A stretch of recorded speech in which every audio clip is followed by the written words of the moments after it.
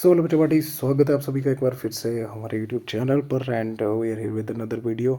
यहाँ पे हम आपके लिए गए एक नया लेसन प्लान जो रहने वाला है हमारा हिंदी का। और ये ऐसे आप सबको पता है कि हिंदी का शिक्षण आप सबको पता है। और यहाँ पे सबसे पहले क्या रहता है, ये हमारा रहने वाला है हर्बेटियन अप्रोच के ऊपर, जिसको हम हिंदी में लिखते हो। यहाँ पे ऊपर आता रहा है हमारा पहचान, डेटा बोल सकते हो, पत्थर बोल सकते हो, ठीक है।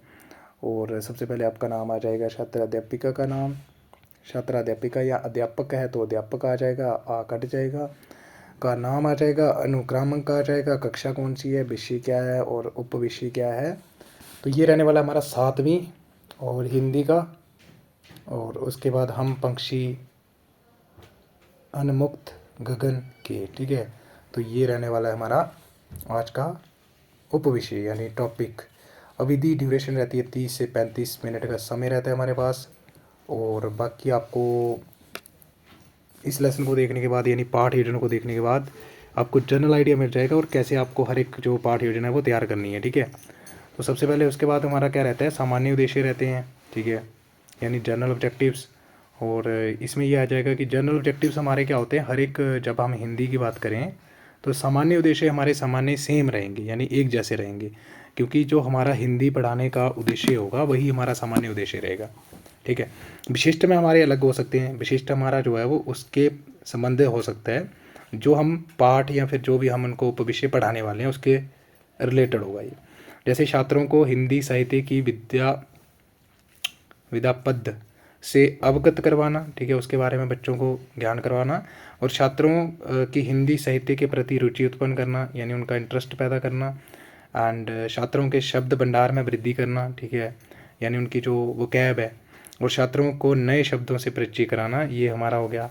आप इसमें और भी लिख सकते हो, क्या लिख सकते हो कि बच्चों की जो बोलने की और सुनने की ये जो कौशल होता है इसका भी विकास करना, ठीक है, ताकि वो अच्छे से बोल पाएँ, ठीक है।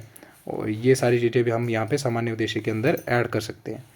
उसके बाद हमारा आ जाएगा विशिष्ट उद्देश्य। तो विशिष्ट उद्देश्य यानी विशेष उद्देश्य, जैसे मैंने आपको बताया कि जो हम चीज़ पढ़ा रहे हैं उसके रिलेटेड होगा ये, यानी उसके संबंध में होगा। छात्रों में काव्य के प्रति रूप उत्पन्न करना, ठीक है। और छात्रों में भाषाई कौशल का विकसित करना, ठीक है, उसका विकास करना, भाषाई कौशल जो होता है, ठीक है, बोलना, ठीक है, लिखना, ये सारी। छात्रों को हम पक्षी जो हन मुक्त गगन के पंद है जो हमारा, इससे अवगत करवाना, ठीक है। तो ये हमारा आ जाएंगे विशेष उद्देश्य, ठीक है। उसके बाद ये जो हमारा लिख रखा है ना यहाँ पे, ये जो आपको दिख रहा है कि भाषाई कौशल, ठीक है। तो भाषाई कौशल जो है ये हमारा सामान्य उद्देश्य होता है, ठीक है। आप इसको सामान्य में वहाँ पे लिख सकते हो, क्योंकि भाषाई कौशल तो हम हर एक जो भी पढ़ाएंगे, हिंदी का शिक्षण करेंगे तो उसमें हमारा ये उद्देश्य रहेगा ही रहेगा कि हमें भाषाई कौशल जो है विकसित करना है यानी विकास करना है उसका बच्चे के अंदर। तो ये हमारा विशिष्ट नहीं रहेगा। विशिष्ट का मतलब ये हुआ कि जो सिर्फ इसी में आएगा, जो हम पाठ अभी पढ़ा रहे हैं क्या इसी में सिर्फ भाषाई कौशल होगा, नहीं, ये हमारा सामान्य रहेगा। ये हर एक जो भी हम पाठ योजना बच्चों को पढ़ाएंगे तो उसमें हमारा ये सामान्य उद्देश्य रहेगा कि बच्चे के अंदर भाषाई कौशल का विकास जरूर करना है, ठीक है, यानी उसको लिखना आना चाहिए, सही से पढ़ना आना चाहिए, ये सारी चीज़ें। उसके बाद आ जाएगी शिक्षण सामग्री, ठीक है।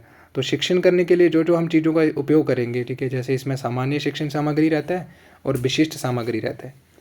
सामान्य में हमारा वही रहता है जो एक जो सामान्य कक्षा रूम होता है, ठीक है, कमरा होता है, यानी जो यहाँ पे उनकी क्लासरूम बोल सकते हो आप। वहाँ पे जो जो चीज़ें पड़ी रहती है जैसे श्याम पट्ट हो गया, चाक हो गया, जार्डन हो गया, संकेतन हो गया आदि। तो ये सारी चीज़ें हम जो है वो हर एक पाठ योजना के अंदर इनका उपयोग किया जाता है, इसीलिए हम इनको क्या बोलते हैं, सामान्य शिक्षण सामग्री। और ये हर एक जो भी पाठ योजना हम बच्चों को पढ़ाएंगे उसमें इनका उपयोग होगा, ठीक है। तो ये आप सबको पता है, तो इसीलिए हम इनको क्या बोलते हैं, ये हमारे आ जाएंगे सामान्य शिक्षण सामग्री। विशिष्ट सामग्री की बात करें तो इसमें हमारा विशिष्ट रहेगा, जैसे पाठ्य पुस्तक हो गया, पाठ से संबंधित चित्र अगर कोई बनाया हुआ है आपने, ठीक है, चार्ट वगैरह बनाया हुआ है तो वो भी आप जो है वो विशिष्ट हमारा सामग्री रहेगा। उसके बाद हमारी आती है अभिप्रेरणा मीन्स मोटिवेशन। तो मोटिवेशन अभिप्रेरणा क्यों करते हैं हम, ताकि बच्चों के अंदर रुचि पैदा करने के लिए, और दूसरा उनका जो पूर्व ज्ञान है उसको जांचने के लिए, और तीसरा कि जो हमारा एक वातावरण है जो हमारा सीखने का, उसको हम एकदम क्या बना दें, डायनामिक एंड अट्रैक्टिव, अटेंटिव, मतलब बच्चे जो है वो उत्सुक हो जाएं, ठीक है, जानने के लिए। इसीलिए हम क्या करते हैं, बच्चों से कुछ अभिप्रेरित जो है वो प्रश्न पूछेंगे। और प्रश्न आपके कुछ इस प्रकार रहेंगे कि बच्चों आप आकाश में क्या देखते हो? तो बच्चे सूर्य, चांद, तारे और पंक्षी होते हैं। क्या पक्षियों को पिंजरे में रहना अच्छा लगता है? तो बच्चे बोलेंगे नहीं लगता होगा अच्छा, जैसे हमें अगर एक जगह पे कोई रख देता है तो हमें नहीं लगता अच्छा। क्या उन्हें पिंजरे में बंद करके रखना चाहिए? तो बच्चे बोलेंगे नहीं। ठीक है, तो यहाँ पे उत्तर लिख लेना और साथ में अपेक्षित उत्तर लिखना आप यहाँ पे। ठीक है, अपेक्षित उत्तर, फिर जाके ओ ज़ीरो लिख लेना। ठीक है, अ का मतलब हो गया अपेक्षित उत्तर। हम अपेक्षा कर सकते हैं कि बच्चे ये जो है वो उत्तर दे सकते हैं। ठीक है, डायरेक्टली उत्तर लिखोगे तो इसका मतलब ये होगा कि बच्चे यही जवाब देंगे, लेकिन हम यहाँ पे अपेक्षित उत्तर लिखते हैं कि हम अपेक्षा कर सकते हैं कि बच्चे ये जवाब दे सकते हैं। फिर आ जाएगा प्रश्न नंबर 4 कि क्या पक्षियों को पिंजरे में बंद रहकर जो प्रकृति का आनंद मिल सकता है? तो बिल्कुल नहीं मिल सकता उनको। तो इसी के साथ आप जो है वो बोलोगे उपविषय की घोषणा कर दोगे। ठीक है, यानी अनाउंसमेंट ऑफ द टॉपिक। तो बच्चों का पूर्व ज्ञान परीक्षण करने के पश्चात छात्र अध्यापिका या अध्यापक छात्रों से कहेगी या कहेगा कि आज हम पक्षियों के से संबंधित हम पक्षी अनमुक्त गगन के नामक कविता का अध्ययन करेंगे। ठीक है, और इसी के साथ जो हमारे छात्र अध्यापक होंगे या अध्यापिका होगी वो श्याम पट्ट पर उपविषय का नाम लिख लेगी। ठीक है, तो ये ज़रूर लाइन यहाँ पे ऐड कर देना। फिर आ जाएगा हमारा प्रस्तुतिकरण यानी प्रेजेंटेशन।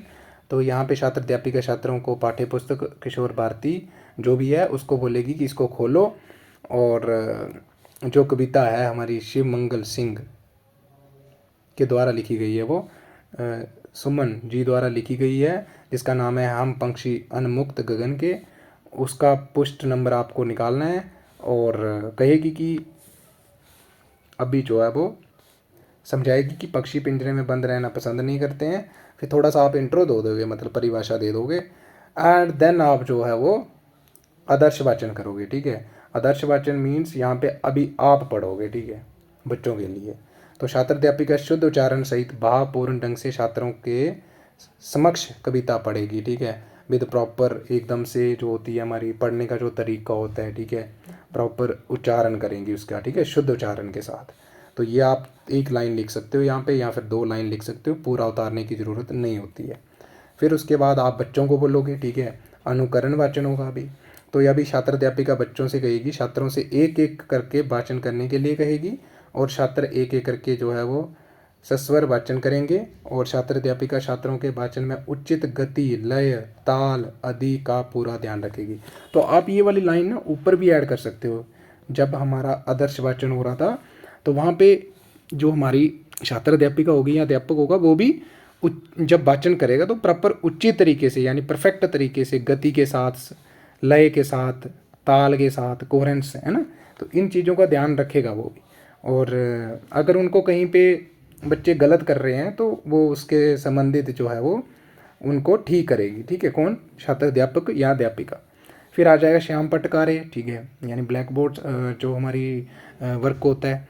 तो छात्र अध्यापिका पाठ में जो कठिन शब्द आए होंगे उनको अर्थ सहित जो है वो श्याम पट्ट पर लिखेंगी, और छात्रों से जो है वो कठिन शब्दार्थ अपनी जो भी उनकी उत्तर पुस्तिका है उसमें लिखने को कहेगी। ठीक है, तो यहाँ पे देखो आप जो है वो यहाँ पे फ्लैश कार्ड्स ले जा सकते हो। ठीक है, जिसमें चित्र बने होते हैं। ठीक है, और उसमें चित्र बना होगा और बच्चों को आप चित्र दिखाओगे कि बताओ ये चित्र जो है वो क्या दर्शा रहा है। तो बच्चे बोलेंगे कि ये दर्शा रहा है। फिर आप उसके थ्रू जो है वो यानी उसके द्वारा आप बच्चों को जो है वो नए शब्द जो है वो उनके अर्थ जो है वो बच्चों को बता सकते हो। जैसे ही आपको यहाँ पे दिख रखे हैं तो आप इसी प्रकार से उतार सकते हो। उसके बाद हमारा मौन वाचन होगा यानी साइलेंट रीडिंग होगी। तो छात्र अध्यापिका बच्चों से कहेगी यानी छात्रों को कहेगी कि मौन वाचन करो, और छात्र जो है वो मौन वाचन करेंगे ध्यान से। तो आप इसको ना ये दूसरे तरीके से भी बना सकते हो, ऐसे रोज़ कॉलम की फॉर्म में, टेबल की फॉर्म में भी बना सकते हो। ठीक है, ये जो हमारा पाठ योजना है। लेकिन ये जो हिंदी इंग्लिश होता है इसमें आप सिंपली ऐसे भी लिख सकते हो।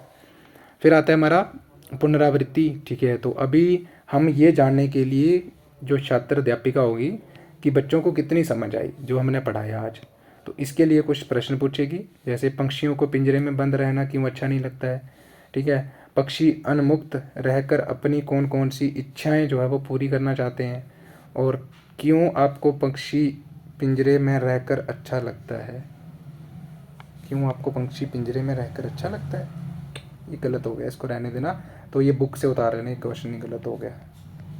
क्यों आपको पंछी पिंजरे में रहकर गलत लगता है? क्यों आपको पंछी पिंजरे में रहकर अच्छा लगता है, नहीं ये गलत आ गया, ठीक है। तो ये आपको इसको रहने देना, आप बुक से उतार लेना ये नया प्रश्न को अगर ऐड करना होगा। फिर आ जाएगा हमारा प्रयोगात्मक कार्य, ठीक है। तो जैसे इसमें कुछ रिक्त स्थान भरने को आप बोल सकते हो, ठीक है, यानी एप्लीकेशन करना जिसको बोलते हैं हम। तो हम पंक्षी डैश गगन के डैश ना, तो ये आप लिख सकते हो अपने हिसाब से यहाँ पे, ठीक है।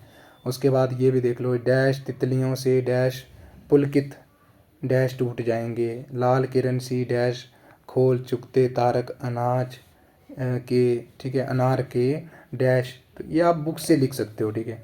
और गृह कार्य हमारा आ जाएगा, यानी होम असाइनमेंट, हम पंक्षी उन्मुक्त गगन के कविता का आपको सार अपने शब्दों में लिखना है। तो ये था हमारा कंप्लीट हिंदी का लेसन प्लान, ठीक है, यानी पाठ योजना। और बाकी आपको मिल जाएंगे। बाकी आपको अगर एक दो बनाना आ गया ना अच्छे से, फिर आपको कोई भी जो पाठ योजना है उसको बनाने में आपको कोई भी कठिनाई जो है वो नहीं आने वाली है, ठीक है। सो आज के लिए इतना ही, मिलते हैं अगली वीडियो में, तब तक के लिए बाय बाय। बस आपको एक ही काम करना है, जुड़े रहें हमारे साथ, ठीक है। और चैनल को सब्सक्राइब करना नहीं भूलना है आप लोगों ने, और वीडियो को लाइक कर देना है अगर आपके लिए ये वीडियो हेल्पफुल रही हो तो। So bye bye, have a good day.